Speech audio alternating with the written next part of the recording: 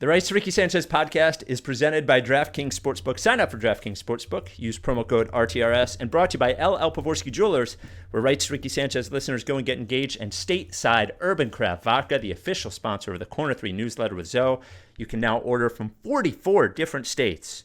Sorry, Hawaii. Do it at statesidevodka.com. On the show tonight, the Sixers win streak ends versus the Bucks. A valiant effort and a really fucking ugly game. Tobias Harris, the closer against the Knicks.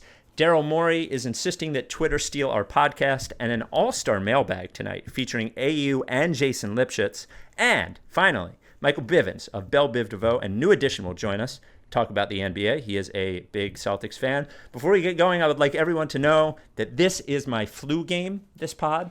I'll be doing the entire pod standing up as I hurt my back this morning stretching. And cannot currently tie my shoes and can't sit. So Yikes. My flu game. Yep. I've done podcasts standing up. Voluntarily.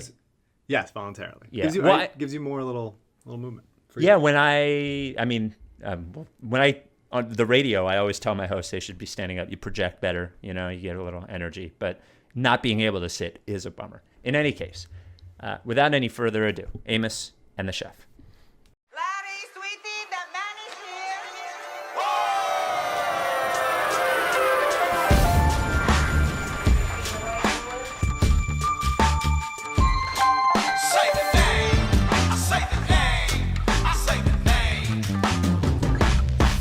We were right, y'all. We were right. Even when it went wrong, we were right. We was right, y'all. We were right. So say the name. Say the name. We were right, y'all. We were right. Even when it went wrong, we were right. We were right, y'all. We were right. So say the name. Say the name. Say the name.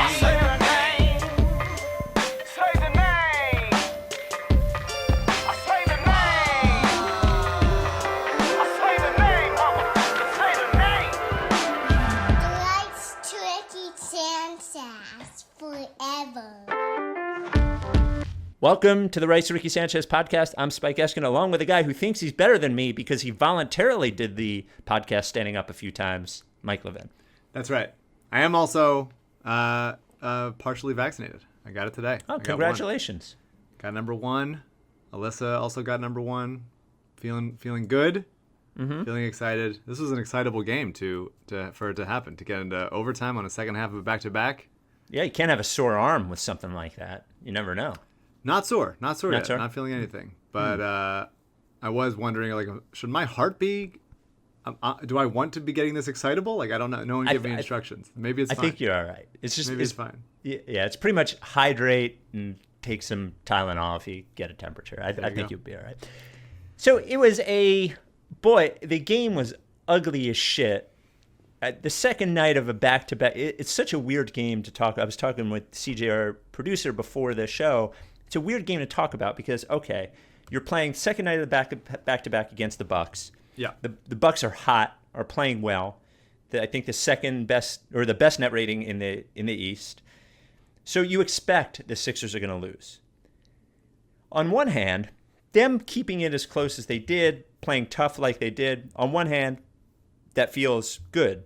On the other hand, not just blowing the lead, but like a few things in the game, like the sloppiness on offense, how sort of helpless Ben looked on offense as well. I'm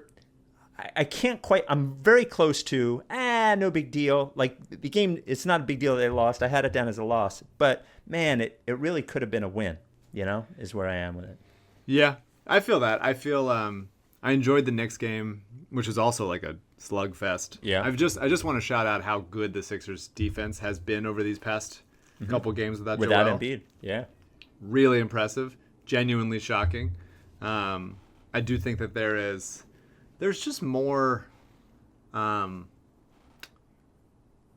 between and like motivation stuff in basketball than I think we give credit for as far as like who's a good defender or not. Like I think about that as far as like draft prospects where I'm like, this guy didn't defend at all. Like there's nothing he does well on the defensive end that I can be excited about. But sometimes it's just effort. Like defense is a lot of its effort. I mean, like Ben was not a great defender in college by any means, and then turned himself into this, one of the best defenders in the league. And so I think some of that is there. Like they know when they don't have Joel, these guys are like, we are taking it upon ourselves. And so I think that their hands are quicker. Something. I think that they're rotating harder. I was just really impressed by the defense. Obviously, like they ran out of juice on the second night of a back-to-back, and there was a couple. There was one play when there was the Giannis against the bench stretch in the third quarter that brought them most of the way back in. It's like 8 straight from Giannis. Yeah, which is a very Doc thing to do, and we've talked about it before, and it's benefited and it's gone against. I think when it's Giannis against the bench, like maybe make a change, maybe just like alter a little bit, especially when Joel's not present. That 12 to 15 point lead is like, we want to hold on to those things. And there was one play in that stretch when they were like, we're playing zone, and like 3 of the players didn't know they were playing zone. Giannis was a pretty open dunk. But aside from that, I thought that they just like played really hard, and Tobias, I thought his hands in back-to-back games on defense were great. I thought he was stripping things left and right. Yeah, I think Korkmaz played well. Matisse always does what he does, which is always impressive. I thought Dwight was pretty good. Ben was incredible, and Giannis was easily the best defense on Giannis I've ever seen him play, and maybe I've ever seen anyone play. Like Giannis was just giving stuff up. Like he was just like, I'm not shooting. I'm terrified of what's happening here. Giannis had deep post position, and Ben was just strength, positioning, hands, all that stuff. And then they just got gassed, and they just like stopped being able to do that kind of stuff. And you can even see it in the I think Milwaukee started out shots. 1 to 16. Yeah, I think to me it's like it's on the one hand frustrating game because they were up so much, and they did benefit from a Milwaukee not shooting well night. And they really did earn it on the defensive end over and over. Even like Mike Scott guarded Giannis for a bit and had like a nice poke the ball out and then dives on the ground to save it. Like that was like there's nice moments here. They're playing hard. It got physical. It's fun. It felt like a playoff atmosphere with the crowd there. But I think it's just sometimes you just run out of juice in games when you already don't have Joel. Then Seth goes out with an ankle, and it's second night of back-to-back, and it just goes away. But I take a lot of joy in they won 6 straight, right, before this? Yep. And I feel generally like really, really good about how things are going. Yeah, and that second night of back-to-back thing is real. I mean, part of the Knicks, the Knicks were on the second night of back-to-back, and you see what happens if you can just sort of, if the other team can just sort of hang around long enough, you can take advantage of that. So the Jrue Holiday is so good. I mean, on both ends, I do think offensively, I know this is not a Bucks podcast, but I do think they underutilize him a little bit. I offensively at least, it seems like they don't do much with him, but anytime he touches the ball, he just seems to do something good with it. I think that's the conundrum with Jrue, in that when he's underutilized, you're like, man, he could do so much more. And then when it's his responsibility to do more, it ends up being like 20. He had like 22 shots and like didn't get to the line and like kind of got stopped a couple times.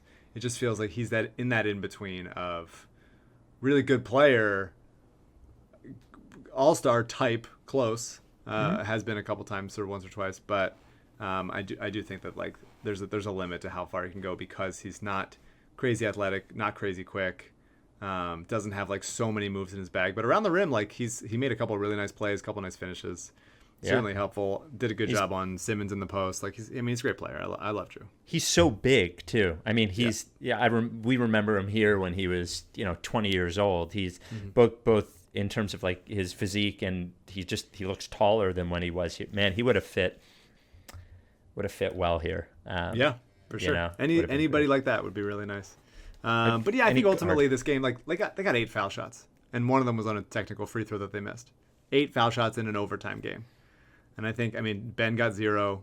I think he deserved a bunch, and they didn't call it. Tobias got 2. I think, that felt about right. Shake got none, and that's ridiculous because he got hacked a bunch of times. I think Dwight deserved more than 2. And they look, I don't blame the refs for calling fouls on Dwight. A lot of the time he's fouling. He's fouling a lot. But he also gets fouled quite a bit, and I think that they're it doesn't go both ways. Dwight is not the beneficiary of the fouls that he is also getting called for on the other end. Right. But yeah, I mean, ultimately, they got outshot at the free throw line by a million, and they aside from Korkmaz, who, I mean, let's just say it for a couple of minutes, like, what a guy. I love it. Yeah. Like, off the Iverson cut off the inbounds, good shake pass.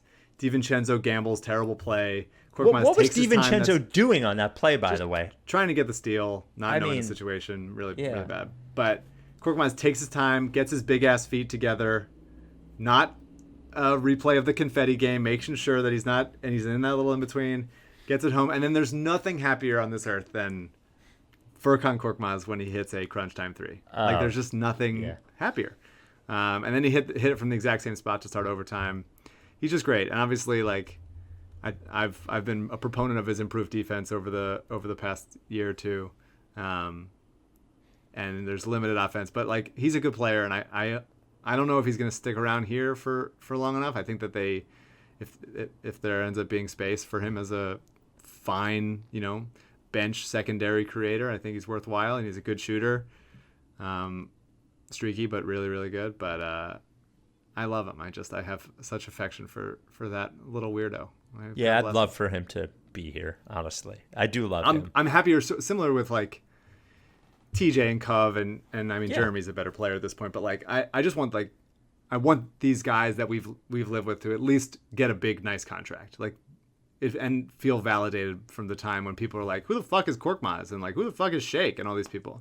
It's like, they feeling like they belong, I think, is part of a cool thing of being a fan of, especially during the process years, but just generally being a fan of, like, you get attached to these guys, and then seeing them succeed outside of their rookie deal is a cool thing. Seeing it with Dario right now, it's all great. I love these guys.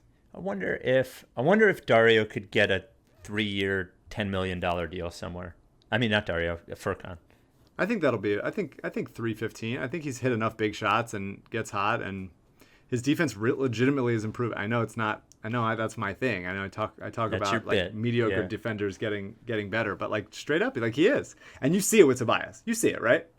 Oh yeah, you see Tobias' defense improving. Yes, all the time. Like, obviously, when he's in the post with Giannis is going to do what he wants with him. But like, there's hand stuff. Tobias did a great job with Chris Middleton a bunch tonight. Like, I think he, both on ball, off ball, he's like seeing the game more. I attribute that to, like, just being around Ben and Matisse and seeing what they do.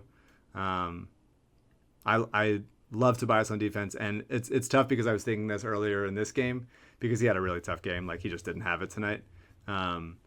But like, his offensive game prior to tonight, like all season, prior to tonight and the first game in the season and preseason, has just been automatic. Like, he's just been straight up automatic, so precise in his movements, making the right decisions, getting to his spots, being decisive. It's really like a joy to watch. He's gone from, because like, knowing that he has that little layup, kiss off the glass, high off the glass, little spots on the court that he knows he can get to, contested, everything, closing it out in the Knicks game, and then taunting the fans. Like, it's just cool. It's cool to watch, and it's for a guy that, like, I was not a Tobias fan, obviously, for him to have such a good season, like a historically good season, as in his role, and also being a leader of this team. It's just like, it's awesome. And whether he's an all-star or not, I think he probably deserved it, but it's tough to give three guys all-star bids on one team. Well, there are a lot of players in his sort of, for sure, performance area. I think we always talk about how much it has helped Embiid that there are players who can shoot on the court, but I think we would be remiss in not talking about how much it's helped Harris, and it gives, because he and Embiid can work in the same sort of area in the court, that 18 feet to 14 feet away. And, Tobias is shooting 1.5 less threes a game than he shot last year. Yep. And he, and even his points per game are like, it's right around the same. Like, his numbers are pretty close to last year, even though this year is better. Stepped up without Joel lately, but yeah. Yeah, you can tell I think the space, he's obviously more decisive and determined and has been better, but I think the space is able to help him as well, and has defined his role a little bit better. Like everybody's roles were fucked up last year. And I think this year, having players around him who are doing the things that he's maybe that they wanted him to do last year that he's not quite as good at, like bombing away from three, has allowed him to do a little more of what he does. Yeah. I think that you saw that when they don't have that. You know, we've obviously talked about the Simmons, Matisse, Dwight lineups. Mm-hmm. But even closing with Simmons, Dwight, and like Tobias not having it, and Ben kind of stopping. Wasn't looking at the rim for a lot of tonight. Although he did hit a three. Congratulations to you. Did you cash out? No, I haven't bet it since I won it last time. That's fair. Yeah. Look good. Shot looked good. Stepping into it. Yeah, maybe you should do it more. He should do it more. Why not? Yeah. Especially when he's stepping into it. You just saw that there was just no offense left. And some of it was tired legs, and some of it was like Shake not getting calls. But like when you're running, like please Korkmaz get open. Please can we run 14 dribble handoffs with Korkmaz, just begging him to get open. And the same thing with Danny and whatever. It just became, especially without Seth, without like some of his ball handling ability and creating things and shooting gravity and stuff, it became like it's really tough to generate offense on this team when Joel's not there, and then when Tobias isn't hot. And I think Simmons can do it for sometimes. He just didn't seem to have it tonight. I think it's a tough matchup for Ben because Giannis can match him on the other end. But yeah, you do see like that's this kind of thing where it'd be nice if Maxey was 3 years into his career, or Shake was at a place in his career when he was getting those calls or something. But it is tough that they didn't win this game because they should have, and they could have if just a couple more threes went down or they got to line a little bit more or whatever it is. One thing, Simmons has been great, especially defensively, and certainly more engaged offensively since he had that string where he would. I think it was the Utah game when he had 14 free throw attempts. He's averaging less than 4 a game. Yeah, like that can't go away. They need it, and today you saw Sean O'Connor mention this when a team just decides they're going to back up and pack the paint against him. He's like, some of it's got to be like, you got to just be a wrecking ball and go in there and hope you get a call sometimes, because four attempts a game is not going to get it done. We need more out of him on that one. Yeah, I mean, he had 5 fouls towards the end, so it was tough to be aggressive when he gets called for those things, and he got called for a couple ticky-tack, one offensive chicken wing that Jrue sold pretty hard. And so I think it started to, once he couldn't be his full aggressive self and physical, I think it became a little bit like not, plus like being tired. The defense started sleeping. Played 46 minutes, second night back to back. That's a lot. Huge block late in the game, by the way, on Jrue against the backboard when Jrue beat him and Ben just rose up and blocked it. And then the next play to have like 4 behind the back dribbles to get to the rim for a dunk and keep the game close. There's still, it's, the Sixers are the best team in the East right now, and yet I think it's hard to not. Are they second now? Yeah, the Brooklyn Did Indiana won win or lose? Brooklyn won. Brooklyn won. Yeah. But even still, it's hard not to go back to our roots and do a moral victory, because I feel like a moral victory. Any game when Korkmaz is happy feels like a moral victory. I thought Shake got some of his juice back, but the shot is weird. I don't know what's going on with it. There's something wrong. wrong. What's up with the three? Is it a shoulder thing? Like, what's going on with it? But the attacking the rim. I love him attacking the rim. I thought he was great. I thought he should have gotten more calls. Bunch of nice finishes. But why does he look like he's shooting a bowling ball from 3? I don't know. It's fucking weird, man. And then a couple big shots from Danny. It was a good Danny game. Great Danny. He had one weird play in the Danny of the Knicks game, was he threw it directly to Manuel quickly in transition, but those things happen. But like, getting his hands on balls, poking out from behind, huge 3 late with Jrue all over him in the corner. It's a moral victory. I feel it. Do we hear anything about? I just finished the game a little bit late on DVR. Did we hear anything about Seth's ankle or no? All I saw was Keith Pompey or everybody tweeted during the game, sprained ankle, will not return. I imagine they'll have to do imaging on it before we hear anything. Okay. You don't know if you don't know if he broke anything. It's funny. I broke my ankle twice. How he when I was a teenager, how he did that. But Slowing down? What's that? Same like slowing down on the basketball. I was court, playing like that? basketball. I was running toward the rim, and I went to stop, and my ankle folded over like that, like twice. And it could be a sprain too, but sprain sometimes like can be even sorer than break. So I don't know. Sure. We'll see. I broke my foot trying to block a shot and then turning in midair and just landed right on the side of my ankle and just like totally landed. Terrible. And can we talk for a second about the big man situation? About Tony Bradley or just Tony Bradley and Dwight? I thought that was Well, they just played nice. They just like there's the benefit of having two lunch pail centers, just guys who now Dwight has taken 3 jumpers in 2 nights or made 3 jumpers in 2 nights. That's good for him. Got a little juicy and at the end where it's like I don't want Dwight mid ranges with like 2 minutes left. That's probably not the best use of offense. Nope. And I love how much the crowd loves him. I think it's fun. It's a good narrative at this point in his career, to be like beloved lunch pail guy, just like fouling everybody. But man, the offensive fouls on screens are just tough. Dude, that one toward the end of the game, I was like, what the fuck are you doing? Where Korkmaz was running, where he screamed for Korkmaz, he was facing the wrong way and he like put his leg out. It was unbelievable. It's not one that you're going to get away with. It's not one that you're going to get away with. Not at all. And I thought they went I get the, PJ Tucker was traded to the Bucks tonight, so that knocks out a small ball 5 option. It remains to be seen if he is washed. I don't think he is. I think he just didn't give a shit this season. He's saving it for going to a contender, and now he's there. He'll be good for the Bucks, by the way, because they can play. They don't. When Brook Lopez looks terrible, which is more games than not, they could just have a lot of minutes with Giannis at center and Tucker at 4, and that's a kind of a tough fucking lineup, Yeah. I would say good news. Good news in terms of odds. Ever since the Embiid injury on DraftKings, I expected the Sixers championship odds to change, and they haven't. The Sixers stayed at plus 1,200 to win it all, and then plus 500 to win the conference. So I think it's because the Sixers medical staff, the reason that they're not good is because they also run sports books. That must be it.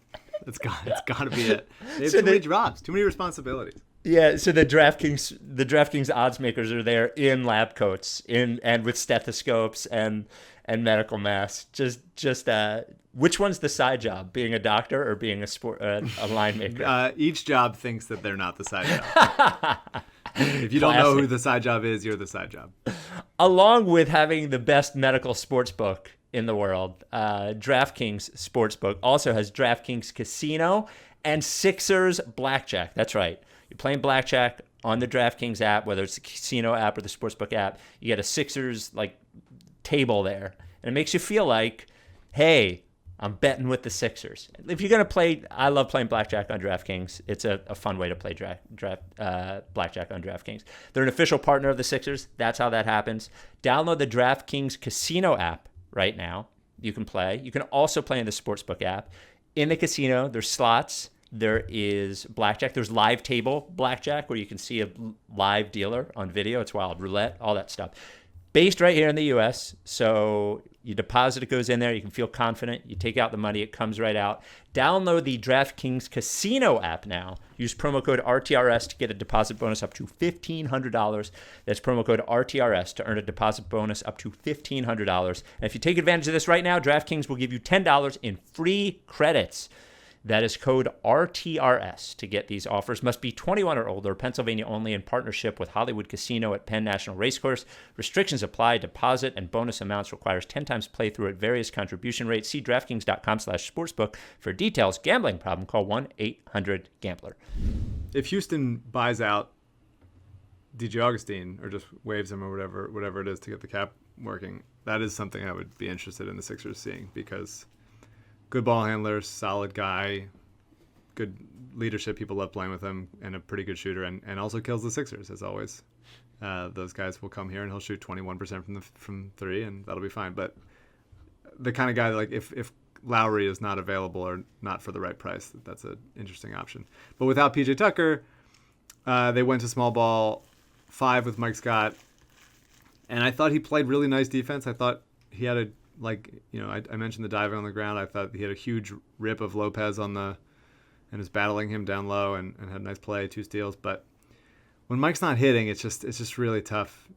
You're not benefiting from it. And he was 0 for 5 from 3. And that happens, and he had a good little stretch. But he's just not. He's a guy who can shoot. He's just not a shooter. You know what I mean? Like no one is staying attached to Mike Scott because you're scared of him hitting that 3. And it would just be really, really nice to have a backup 5 who could make the defense have to cover them. And Mike Scott's not that guy. Agreed on all accounts, though. I do think I enjoy how willing he is, and I feel like I've seen him get hot more times than he probably ever has. But yes, they need an upgrade from Mike Scott there. Mike much as I do love him, I think he's good for the team. Yeah. I was looking at the picture the other day from the live Ricky where he's wearing the Ricky Sanchez hockey jersey. He never wore it to the game. Well, he said he was going to wear it to the finals. And okay. All right. That's fair. Yeah. Would he wear it to the finals with a different team? Well, it doesn't say Sixers on it. That's true. He could. A lot of confusing Hornets fans in 2028. As Mike Scott rolls in a Ricky Sanchez hockey jersey. Right. Finally. And I just want to call out, there was a really nice Dwight block on Julius Randle in the next game. Huge block. And then the next possession, a huge Nerlens block on Tobias, which is cool. Yes. Love Nerlens. You love seeing Nerlens. Yeah, he never put on more weight. He never did. No. He never did. And he's a good player. He's for sure a good player and a very, very useful backup 5, and would be useful on if Simmons wasn't on this team, would be totally useful as a backup 5 on this team when you didn't need someone who could do a little bit more offensively. But never put on weight. Interesting choice on there. Well, sometimes it's not a choice. You know, there are some guys that just can't do it. You know, like maybe he just couldn't do it. He just gets pushed around. Like his legs are skinny. Like some of it is a choice. Some of it is like he just didn't get in the weight room enough. He hasn't. But he's a good player. I mean, he's a good player, and part of it makes him be able to switch 1 through 5 when he needs to. And he does, dude. He's not afraid of getting dunked on. Like he will challenge. You know, he will challenge, and he showed that the other night. The last thing I wanted to say is so Tobias is playing great, obviously playing great. There's a lot of we should. One of our writers texted me about this today. Apologies for Tobias. No, you can be bad or be okay and then get better, and it doesn't mean when you said that he wasn't that good that he was better than he was. I refuse to apologize for anything I've ever said about Tobias Harris. I'm glad that he's better. Players can get better, but it doesn't mean that they were better when we said that he wasn't that good. You know, Yeah, I think that's fair. I think, it's part of it is I haven't looked. I would love to see a breakdown or a shot chart and frequency of what Tobias has done differently from last year to this year. Well, he's taking less threes and he's shooting a higher percentage from 2. I know, but where on the court is he getting to his spots? What was he doing last year that didn't feel as clean, whatever it is? And I think part of it is that he's just making shots. I don't think that he's necessarily changed his game so much, aside from I think he's developed a little bit as a passer, and part of that is just spacing and having guys who can shoot a little bit more and knowing your role and stuff. And part of it's just chemistry that comes with being around Ben and Joel and these guys for a little bit longer. And I do think he's making quicker choices. And tonight was a night that it felt like when there wasn't other stuff happening, it became the Carmelo Anthony Tobias that we don't love to see. Not that Carmelo's bad, just the idea of it becomes the stare him down, back down for a while situation. And that was tough. Yeah. Well, and he's not as Carmelo Anthony at his prime was pretty fucking good. You know, sure. There's a but Tobias, difference. Look, Tobias this year has been legit. Obviously lower roles, has been great. Those percentages are great. He's doing a great job, and I love watching him. And it'll be a bummer if Seth is out for a while because the shooting on this team dries up pretty quick. And I would love to see Maxey step in for a little bit if Seth misses a couple games. But Seth has been doing. He didn't shoot well tonight, but he's expanding his range. He shot from deeper in the Knicks game, and he's added a lot of elements to his dribble drive game. Little really good touch, finding guys. I feel like a confidence with him, with the ball in his hands, forcing the defense to either come up on him or or leave rollers open, and so that's nice. It'll be a bummer if he's out for a little while. So, Mike, a special event Thursday night on Twitter Spaces. Now, you may be asking, what is Twitter Spaces? I am asking. All right.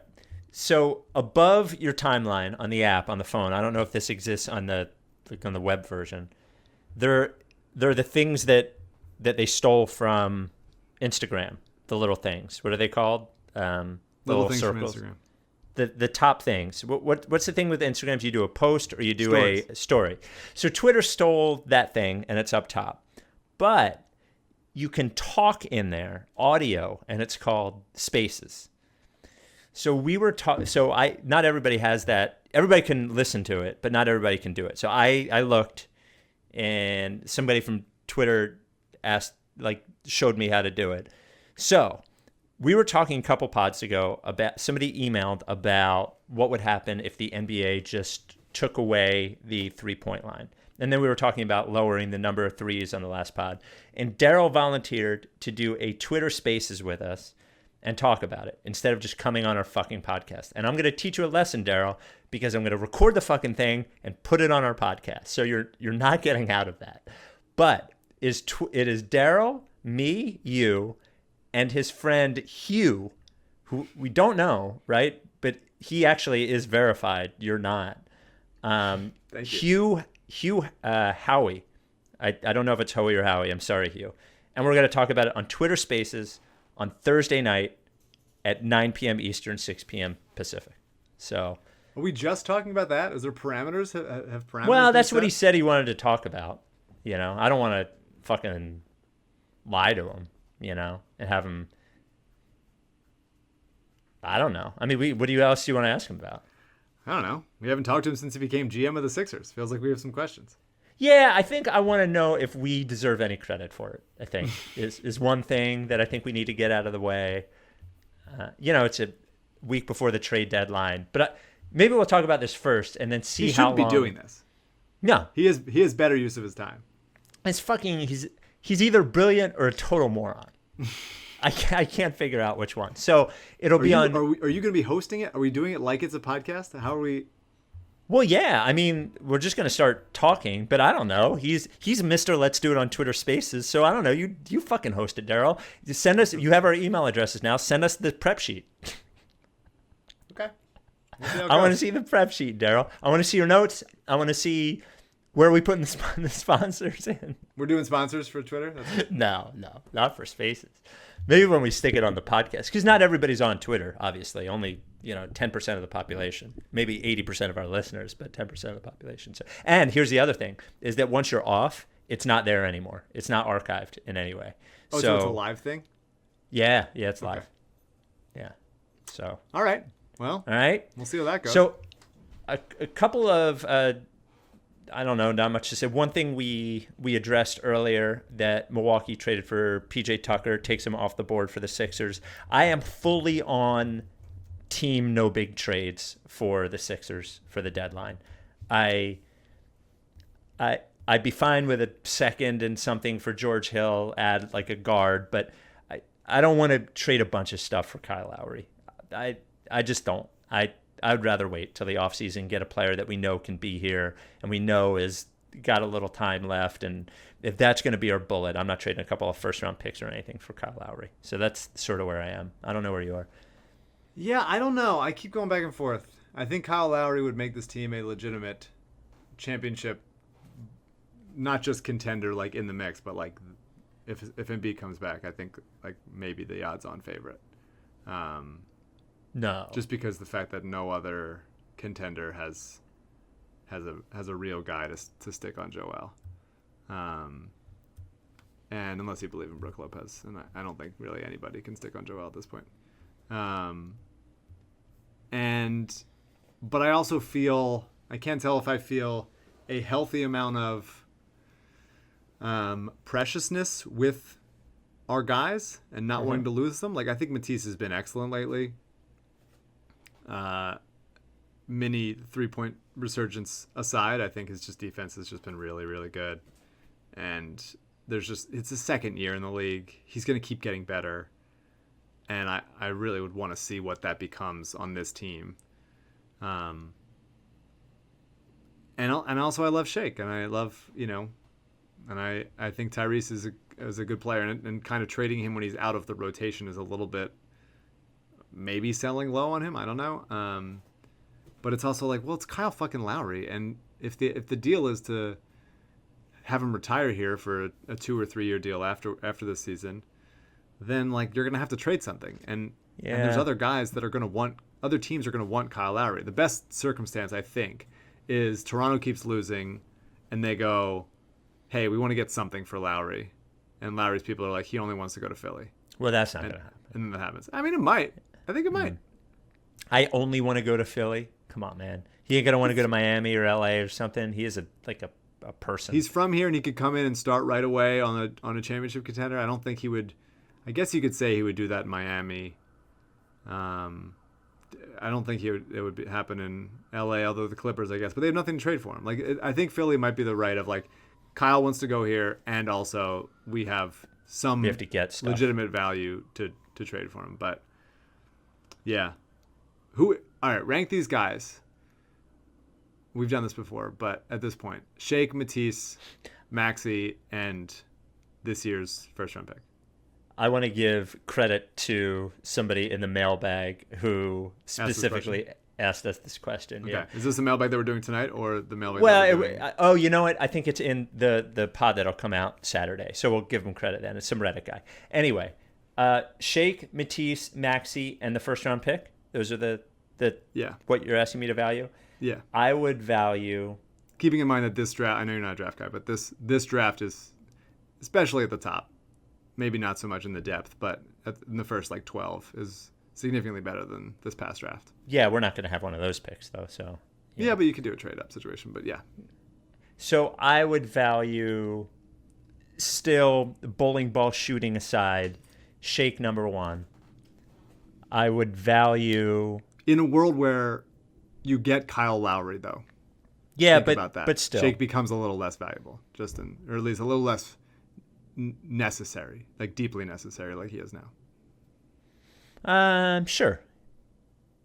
Still, I still value Shake number 1. I value Thibault number 2. I value the pick number 3, and I value Maxey number 4. Oh, interesting. Yeah. What do you? Okay. It might be the same. It changes based on the day, and I think the circumstance. I think that the Sixers are not getting enough credit and maybe this would make it have to be a 3-team trade. The Sixers are not getting enough credit for trading Danny Green in this trade, because Danny Green is a legitimate asset and necessary on this Sixers team. On the Sixers, yes. So it's not like it's just, and Danny makes the salaries work. Danny matters on this team, and without him, especially, Matisse is going to really need to matter more. Mike, as I'm watching tonight's game, LL Pavorsky, the original sponsor of the Ricky, tweeting along with the game. And I always wonder if I work with a guy named James Seltzer, and James always watches games on the internet. So his tweets are always 90 seconds behind the action, so they don't totally make sense. LL loves the GIF with the blinking 3, and it always seems to come several minutes after the last made 3. I do have a lot of respect for people tweeting things way too late. Really? Our friend Keith Pompey does that. Yeah. I think it is an incredibly charming trait. Yeah. I would agree. It makes you think, oh man, this guy just means well. He means well. Right. He's harmless. Because most of the time, I'm digging around in the drafts, I'm playing with stuff, and I'm like, nah, I don't need to tweet that. And every time, 6 to 8 to sometimes 45 minutes later, these people be like, no, I have to tweet this. I have to get it out. I have to do this right now. It's their Seinfeld jerk store moment where they have the joke. They got to go with it. LL always has the joke, always goes with it, even if it's 45 minutes late. But if you go to a different jeweler, the joke's on you.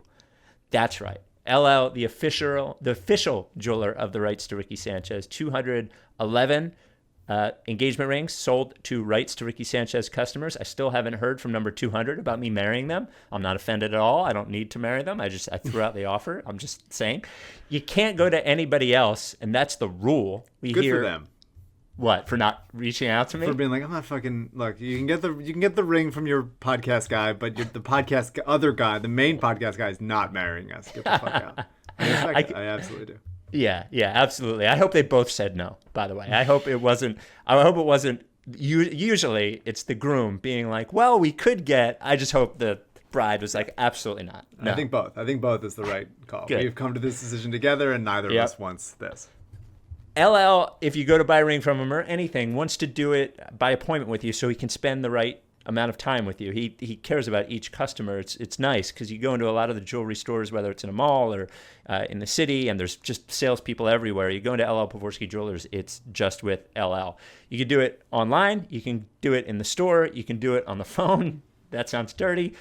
LL just wants your business. 707 Walnut is where the store is. But to make an appointment, lee@llpavorsky.com. Tweet at him at @llpavorsky, or you can just call 215-627-2252. Support our great charities, Coded by Kids and the Providence Animal Center. LL Pavorsky Jewelers. I wasn't even thinking about it. I was taking my notes. I got one. Wait, I got one. Let's just sit here for a second. Okay. Do you want me to set you up again, or do you just want it to marinate? No. Let's marinate. You haven't found the words yet, is it? The tweets may not be on time, but the rings always are. That's good enough. We'll go. Yeah. Well, my guess is, I haven't looked, but my guess is Danny's made the second most threes on the team this year. Let's check. Second to who? Seth Curry, right? I mean, Curry's been out a lot maybe, so I don't know. Threes per game. I mean, Danny hasn't missed a game, I don't think. And threes per game, it is Danny. 2.3. There you go. And threes total, it is also Danny by quite a bit. That's pretty important, on a team that doesn't shoot a lot of threes, And then the other thing. But it would also be tough, and then this is the fan part of this podcast. We're not, unbiased. Shake being on the Raptors would be terrible. I would hate that. Because he'd be awesome. He'd be awesome. Yeah, he'd be awesome. I would hate that. I would really hate that. And he's a vindictive guy as a basketball player. Yeah, he's and fucking mad at all the other Sixers, for Christ's sake. I mean, can you imagine how mad he'd be at them if they traded him away? Yeah, Jesus. For sure. And the other thing I wanted to mention, nothing more than I feel like a huge part of Sixers history and just a terrible story. Shaun Bradley, I'm sure you saw. Shaun Bradley was on his bike and was hit by a car and is now paralyzed. Apparently, has a long road of rehab, and they didn't give specifics on where he's paralyzed. But that is just a fucking terrible thing for a guy who was obviously an incredible disappointment as a player, but has pretty much, dedicated most of his life to being a good guy. And seems like a good guy, and that's a terrible thing to happen. So terrible. I wanted to mention it. Yeah, sounds awful. Just terrible. And especially terrible for anyone, but just like somebody whose body was so. First of all, him being 7'6" has to make the entire thing stranger, and then your body was your job for a while. It's just fucking terrible. So sending love to Shaun Bradley and his family. The hard to stomach YouTube comment of the week. You can leave a comment right there. Smash the comment button. Leave it. We'll do one. Is brought to us by Stateside Vodka, the official sponsor of the Corner 3 newsletter. Distilled 7 times, gluten-free, kosher. Yep, kosher, carb-free. Amazing. The best vodka you can buy, made right here in Philly. Anywhere in the country, in one of 44 states, you can get it delivered to you. Just go to statesidevodka.com. And here in the tri-state area, you can get it in any liquor store. Stateside Vodka. Got to be 21 to enjoy. All right, this comes from Matthias Aroko Shapiro. Spike, been watching the pod for the past 2 months, and I've come to notice your proclivity of cranking your hat 1 centimeter to the left. Not questioning your aesthetic sensibility or anything, but I was wondering if this may have any kind of significance outside of your own personal taste. Perhaps a subtle homage to the Fresh Prince. All right, starting with the heavy questions. Let's get into it. Mm-hmm. Yep. So I didn't start wearing hats like this until about a few years ago, and I do enjoy wearing them, and I have a nice collection of them. But what I've noticed is when you wear it straight on, it sort of hurts right at the front of my head. And when you move the bill just off your forehead. It creates a little bit of space and makes the hat a little bit bigger, and it's more comfortable. So, and then the other thing is I'm a 7.5, and when my hair grows in a little bit, it gets a little tight, and just moving it to the side a little bit makes it feel better. So that is why. Were you ever wondering that, Mike, or no? Never. Probably not. All right. The mailbag, writes RickySanchez@gmail.com. The mailbag has saved us many times. The mailbag has been excellent this year. Send us a basketball and a non-basketball question. Mike, it starts off with 2 All-Stars, AU and then Jason Lipschutz. Just they're sending us mailbag questions. AU works for us, sending us mailbag questions. He says, I've been following the Knicks pretty closely this year since it's a fun team and a bunch of my friends in New York are fans. AU works at Billboard in New York. I've gotten into a couple of arguments with my long-term roommate about the team and whether or not it matters if they make the postseason this year. He insists that he doesn't care about wins and just wants long-term development for their young guys, and he'd rather sell off their veterans at the deadline rather than fortify their roster for the playoffs this year.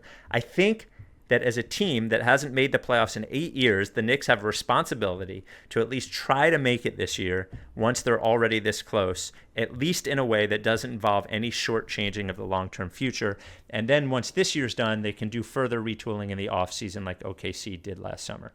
I'm aware that this is sort of an ironic argument for a process truster to be making, since our whole thing was about not settling for mediocrity and about pushing for future greatness, even if it meant dealing with abject horror in the meantime. But that was after we'd already been middling for half a decade, making the playoffs 4 or 5 times in 5 years and winning only one injury-decimated series. I think we'd feel different about one of those Doug Collins playoff runs if we hadn't made the playoffs at some point since those Iverson early 2000s prime. What do you guys think? When a team hasn't made the playoffs in a long while, do they owe it to their fans to make a good faith run at a likely low-ceiling playoff appearance, or is setting up for long-term greatness as much and as quickly as possible the only thing that really matters? The Knicks just need to be reasonably competent. And for so long they haven't been. Mm-hmm. They're the New York Knicks. Free agents are begging to come there. Yes. If they are just a little fucking decent. Yep. And for so long that they haven't been. The Clippers, for a very long time, were horrendous. And as soon as they start to look reasonably good, people are demanding a way to get to the Clippers. The Nets, they moved to Brooklyn. They're bad for a while. They have a good playoff run, and then guys want to come there. The Knicks, it shouldn't be hard for them. There was a Zach Lowe had Kirk Goldsberry on the podcast. And Kirk Goldsberry, who seems like a really smart guy, made the most 2008, 2012 argument of all time that it's good to be in the big city, and if you're not in a big fancy city, then you should be building through the draft. It's oh wow, yeah, no kidding. The first time that anyone's thought of that. Let's get a whole expose on it. It's yeah, we know there's 6 cities that are good enough that as long as they're decent, and even sometimes if they aren't, they can get free agents to come there. They just had to have a base level of be a little bit good so that we can start selling the buzz. New York, L.A., Miami, Houston/Dallas, would you say? I wouldn't say Dallas. I'd say Houston, and I might add Chicago. Yeah, and Chicago. Yep. And the Warriors for a long time were also too bad to get free agents, and now they become a destination. Well, now they're San Francisco instead of Oakland, which is a difference. Yeah, different situation. But I think they'll be one of the teams that for a long time, just because they're a good organization in a destination city, will get people to come there. If the Knicks the Knicks should make the playoffs. They should want to make the playoffs. They should absolutely want. You don't hire Tom Thibodeau to rebuild. They want to make the playoffs. They should be, trade Ntilikina or Kevin Knox and get another actually good veterans. You don't have to play Taj Gibson or Derrick Rose or maybe Alec Burks any minutes, or Alfred Payton, who's pretty mediocre. And make the playoffs, and then take some team to 5 games and feel like Knicks basketball is back. It's not hard. It's so not hard to make the Knicks someone wants to come here place, and for so long that they haven't. And yeah, they should. If they start selling off pieces, then guys are going to be oh, they don't, fuck them. I don't care. But by the way, the Knicks and similar to LA with the Lakers and the Clippers, there are way more people that are excited for this year's Knicks in New York that are excited for this year's Nets. The Knicks are, I could make an argument as much as LA, you could say LA, that the Knicks are the potential, like the most glamorous franchise in the NBA, I think. I think just because I think it might be changing now that there's so much media in LA, but I think for the New York is still like the crux of where everything is. Like this is not super relevant, but like when the pandemic was raging New York in last March, it was all everybody was talking about. Mm-hmm. It happened in California, which has LA and San Francisco, and people kind of didn't really care about it. It wasn't really being talked about that much. When things happen in New York, everybody is talking about the thing that's happening in New York. So I would tend to agree with that. Yeah, I agree with you wholeheartedly. And I do think that, obviously, I have a sordid Knicks fan past, but those fans, man, like, that place has not missed a sellout. Like, it would be nice for them to get into the fucking playoffs and feel good about it. And losing 4 to the Sixers. Yes. And Leon Rose is, like, hopefully knows what he's doing between Leon Rose and World Wide West. Like, you want to talk about two guys that could attract free agents? It's just not hard. Their job is so easy. It's hard to be running the Grizzlies. It's hard to be running Minnesota or Charlotte or Orlando or whatever it is, because you have to be like, how do I, and then all of a sudden this guy who's pretty good, do we max this guy out? But then what's our ceiling there? San Antonio is running into it now. But like, it's really easy. It's really easy to run the Knicks. And they've been failing at it for so long. And you have a decent team. Julius Randle's playing incredible basketball and works his ass off. And it got a couple shooters, Quickly, some defensive identity. Looks awesome. Quickly's fun. There's juice around. I would trade for Kevin Knox, by the way. I kind of would buy low on Kevin Knox. Oh, 100%. Kevin Knox is definitely a buy low candidate for sure. Yeah. I think Ntilikina might be also, although his offense is really tough. He sucks. His defense is great though, legitimate. Yeah. His defense is legitimate. And then, but yeah. And then that wasn't even a Sixers question, but non-Sixers question. That was a long one, so I'll keep this short. What's your favorite joke? Not like a funny line or a scene in the movie or a TV show, but a classic setup punchline joke without a particular pop culture origin. Who has a favorite joke? I think people have favorite jokes. I think dads have favorite jokes, whether it's knock knock or whatever, those kinds of things. Do you have a favorite joke? Not off the top of my head. Not one that I commit to. Like, hey, you ever hear the one? Like those guys who do that kind of stuff. Like that couldn't be less my comedy. Two guys walk into a bar. Any of that. You ever hear about the one about insert ethnicity? It's just so not interested in it. Never have been. And I feel like that's all the dads I grew up with. All of them. Every single of my friends' dads were telling jokes like that. Oh, really? My dad doesn't understand jokes, so that really adds a lot of things together. Tracks, yeah. This comes from our friend Jason Lipschutz. Basketball question. Sixers Adam once famously wrote, "If I had 3 years of training, I could become one of the best tennis players in the world with ease." I love that tweet. If every Sixer, by the way, whatever. Elliot at work got fucking roasted for something like that. Sixers Adam, famous for it. Anyway. Well, I think the tone of the tweets were different. The tone of the tweets were Sixers 100% Adam was completely serious.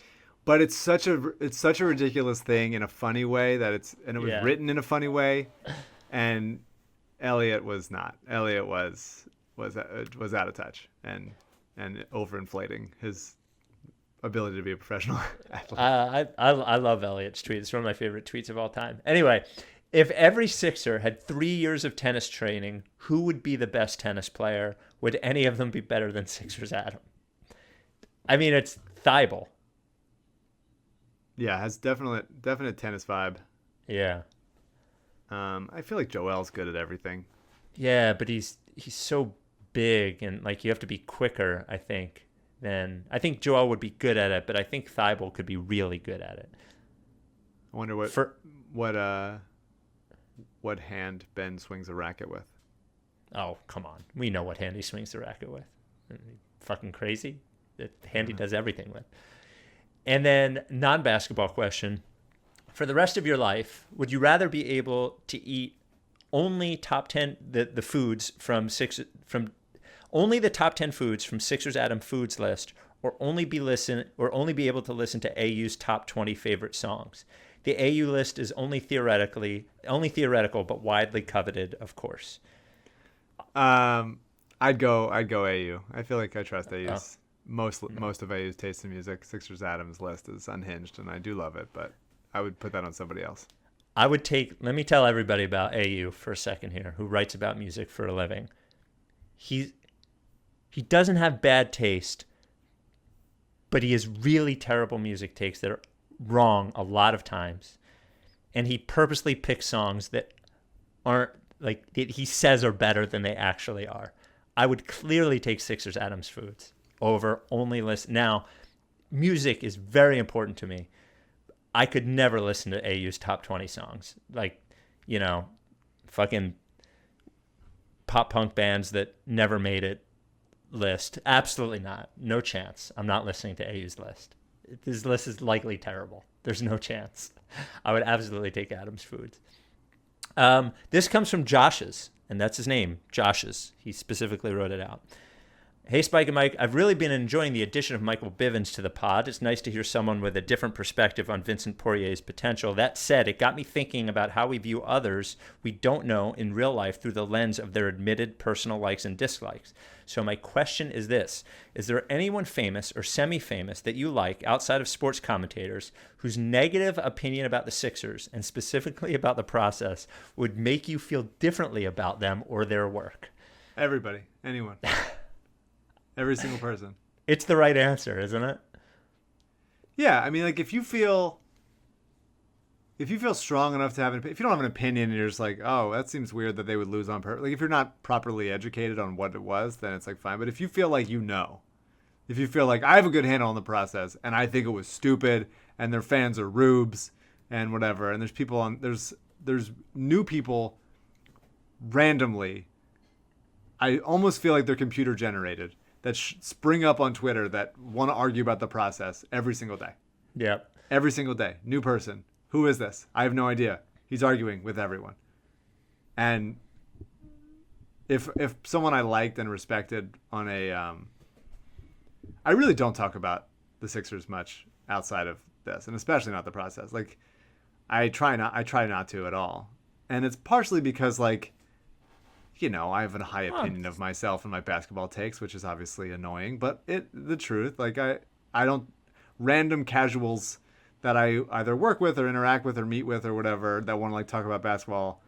There's people that I talk to, like, they pronounce it like Giannis, and I'm like, I can't talk to you. Like, I can't talk to you about stuff if you're pronouncing it Giannis, and that's why I just don't talk about it, because I'll ruin my career because I'll make fun of someone's stupid takes. Yeah, it's exhausting. And I think I'm even forced to, given that I live in Philly, the opportunity comes up, I think, probably more for me. And it's always exhausting. Job. You work at a sports radio station, so that's the day-to-day.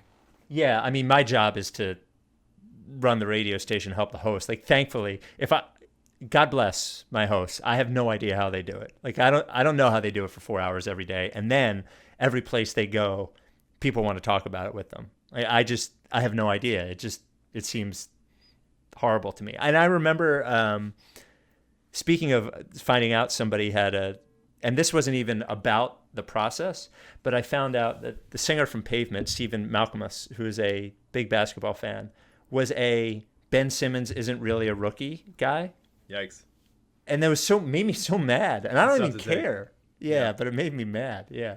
And then also, can we agree that because sometimes an opinion isn't just an opinion? Like, it's that's just the wrong. Thing. That's what, like, people talk about it with, like, politics or racism, whatever. Obviously, this isn't nearly as important as that.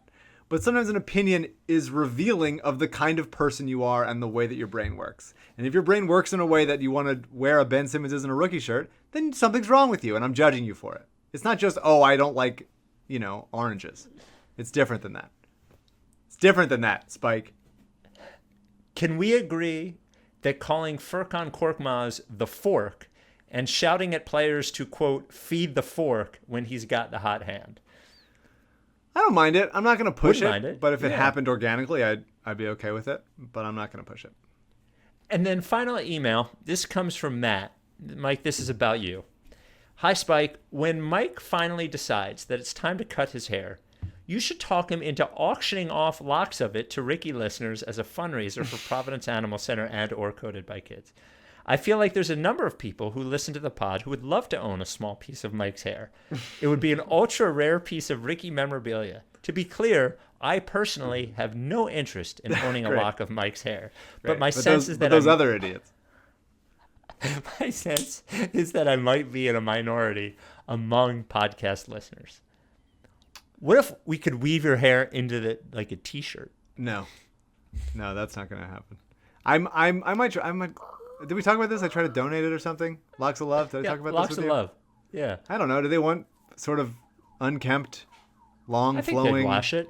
sort of 60s hair that sort of just goes nowhere and stuff? But we're closing in on when I will be getting it. It's getting to there's highs and lows, but it's I've got my first vaccine. Like we're getting to a place when it's been untenable for a while, but it might be time to go. Yeah, I've been cutting my own hair for a year, and I'm about ready to go back to Nafis. So, Nafis, I hope you're ready. All right. We weren't able to get to Michael Bivens. We actually have to record a second pod tonight. We just didn't have time, but hopefully next time. It's been a rough getting him on, but possibly next time. There will be a pod this weekend that will be an AMA pod and our what's it called speech? Our keynote speaker address from the Cal State Fullerton School of Modern Languages and Literatures. That'll be coming this weekend. And then, of course, Thursday night at 9 on Twitter Spaces, us with Maury and Hugh. So looking forward to that. Good moral victory. The Sixers don't play till Saturday, right? Kings game? Yes. 2 days off, Saturday. Which means I got the tournament free. Let's go. Yeah. We'll have a good time. Enjoy that tournament. The best. It's the best. That's Happiest it. I ever am. If you don't fuck with me, Are you down with TTP? Yeah. then I won't fuck You with know. you. Like face. If you don't fuck with me, then I won't fuck with you. If you don't fuck with me, Then I won't fuck with you. but if you fuck with me, I'm gonna fucking kill you! That's a plan B.